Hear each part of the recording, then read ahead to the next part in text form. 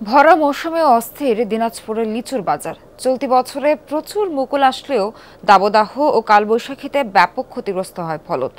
এ কারণে একদিকে দাম বেড়েছে 2 থেকে 3 গুণ, অন্যদিকে ব্যাপক চাহিদার কারণে নিম্নমানের লিচুতে সয়লাব বাজার।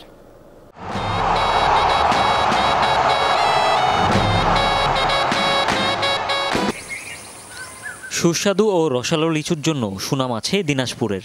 লিচুর বড় একটি অংশের ফলন হয় এই জেলায়। প্রতিবারের মতো এবারও প্রচুর মুকুল এসেছিল গাছে, ফলও ধরেছিল আশানুরূপ, কিন্তু তীব্র দাবদাহ আর কালবৈশাখীর কবলে নষ্ট হয়েছে ফলন। ক্ষতি পোষাতে মৌসুমের শুরুতে অপরিপক্ক লিচুই কম দামে বাজারজাত করে ফরিয়ারা।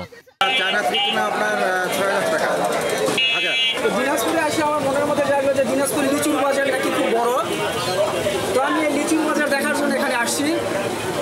শখ করে আমি 100 লিচু কিনছি। সবশেষে গত সপ্তাহের ঝড় বদলে দেয় হিসাব নিকাশ। উপড়ে যায় অনেক গাছ, ফলে 2 থেকে 3 গুণ দাম বেশি হাঁকাচ্ছেন ব্যবসায়ীরা। বোম্বাই 1800, 2000, মাদ্রাজি 1700, 1800, 1600। 100 লিচুর দাম 1000 টাকা, চায়না থ্রি। কালকে দাম আরও বাড়তে পারে। 4200 টাকা হাজার।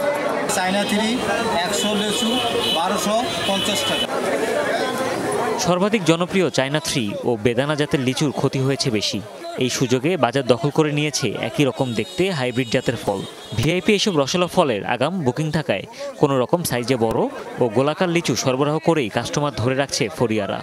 নর্মালি আমরা যেটা এই লিচুটা খাই, লিচুটা একটু ছোট থাকে, আর এই বছরের লিচুটা একটু বড়। তো গতবারের চাইতে একটু ভিন্ন রকম লাগলেও আমার মনে হয় প্রথম উঠতেছে, তো আর অ্যাভেলেবেল উঠে গেলে তখন আরও পরিপক্ক হবে, আরও ভালো হবে। চলতি বছর জেলায় 5489 হেক্টর জমিতে লিচুর বাগান করা হয়েছিল। হুমায়ুন রশিদ, যমুনা নিউজ।